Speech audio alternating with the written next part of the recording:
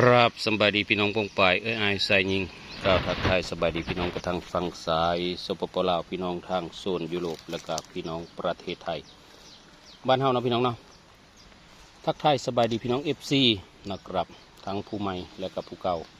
ขอบคุณขอบมกขอบเจอพี่น้องปองปายคู่คนที่แบบมาเป็นกำลังแรงมกกำลังแรงเจอดูยูเซอร์สำหรับคลิปนี้ ตามที่พี่น้องได้เห็นโครงการ1,000 ล้านบริเวณนี้เลยน้องพี่น้องนี่คือคลองไส้ไก่นะครับตอนขุดหันมิได้ถ่ายปั่นพี่น้องเบิงผมเริ่มขุดเมื่อวานนี้ตอนแรงๆขุดได้น้อยหนึ่งกับคำเนาะแล้วก็มาขุดเอาอีตอนเช้าตอนบ่ายมากะมาถ่ายคลิปนี่เลยพี่น้องคลองไส้ไก่มันก็เป็นเพลอีเป็นเพลว่าพี่น้องเป็นในจุดที่เราสามารถที่จะเลี้ยงป่านะอันนี้ผมคิดว่าผมจะเลี้ยงป่าได้ความลึกหันก็อยู่ที่ประมาณ1 เมตรเนาะกว้างประมาณ1 เมตรหรือแล้วแต่เราแต่งขอบใดนะแต่ว่าตอนท้ายเราในอันตอนขุดเรามีท้ายปั่นพี่น้องเบิ้งก็แค่นั้นเบอร์คือมีตังกองท้ายแน่แต่ดูโอ้ยมันฮ้อนพี่น้องเอ้ยขุดคลองใส่ใกล้เพื่อก็ขุดเป็นเนาะมันไม่ได้ยะอันพอละมาตั้งกล้องแล้วเนาะพี่น้องเนาะแต่ว่ามันคือเอาหั่นแหละมันฮ้อนตอนแรงๆมากก็เลยมาขุดอีกมื้ออื่นก็น่าจะแล้วนะมื้ออื่นขุดได้ซ้ำนี้แหละพี่น้องเอ้ยมื้ออื่นก็น่าจะแล้วก็มื้อก็น่าจะแต่งขอบแล้วก็สั่งไอ้ผ้าใบเนาะผ้าใบหรือว่าพลาสติกสีดำนะพี่น้องเนาะตามที่เราได้เห็นนั่นแหละเนาะพี่น้องในคลิปในเพื่อหลายคนกับเพราะว่า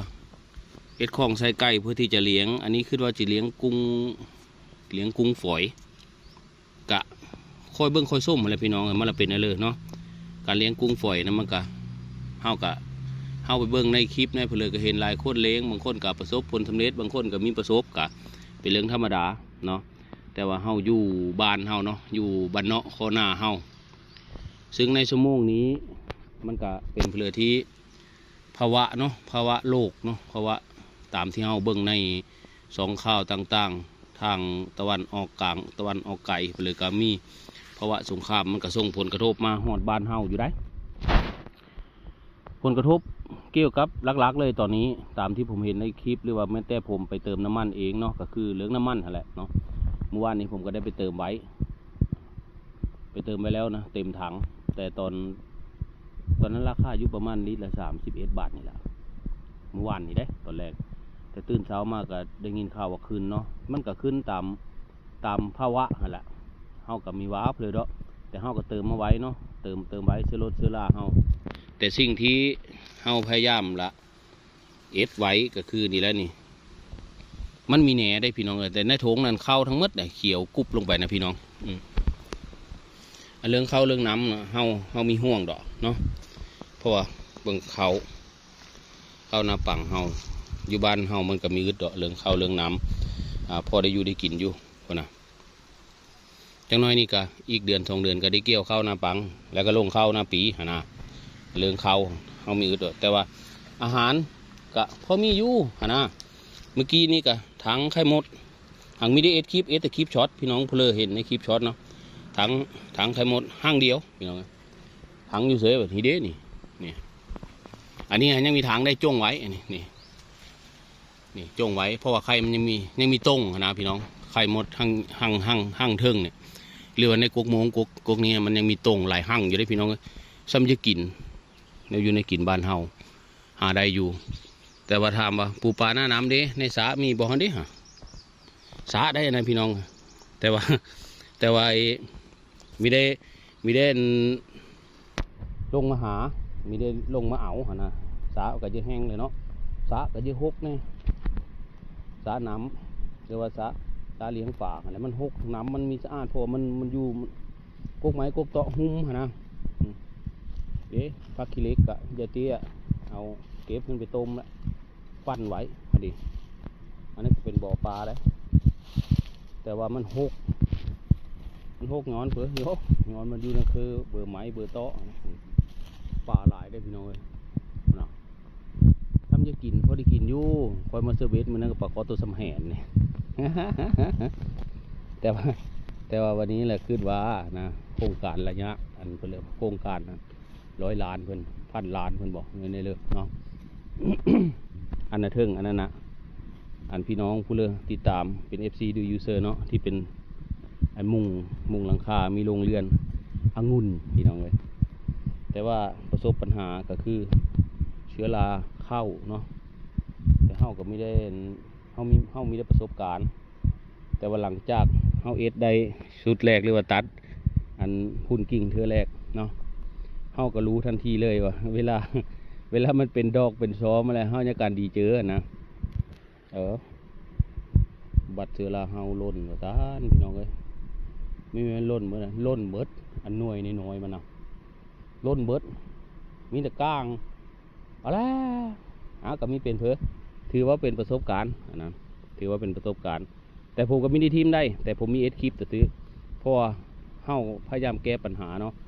แล้วเฮาก็ปล่อยไอ้เครือของเขาตอนนี้เครือของเขาเท่าเขากะเริ่มหนาเลยล่ะเริ่มดำเต็มมันเต็มพุ่นละเนาะเกี่ยวกับองุ่นเฮาก็ได้ปะไปแล้วแต่ว่ามีดีเอสคลิปนะปะในที่นี้ก็คือปะมีดีเอสคลิปแต่ว่าบัดนี้มื้อนี้คือได้มาคือมาเอสคลิปตัวนี้ซะคือมาถ่ายคลิปไอ้อันคล้องใส่กงใส่ไก่มันไม่ได้คลิปลง คลิปยาวนะแต่คลิปช็อตคลิปตันถ่ายมาก๊อกมาแก๊กหันโอเคอยู่ถ่ายมีลงอยู่คู่มืออยู่แต่ว่าคลิปยาวๆที่จะให้พี่น้องได้เบิ่งหรือว่าเกี่ยวกับความรู้ความเลอเพลละสาระนะแต่ว่าซึ่งจริงๆแล้วคลิปเฮ้ามันก็มีสาระอะไรแล้วไม่ได้มีสาระเพลได้เนาะอันนี้มาไฟผมก็ได้ปูไว้แล้วเนาะมาไฟอัน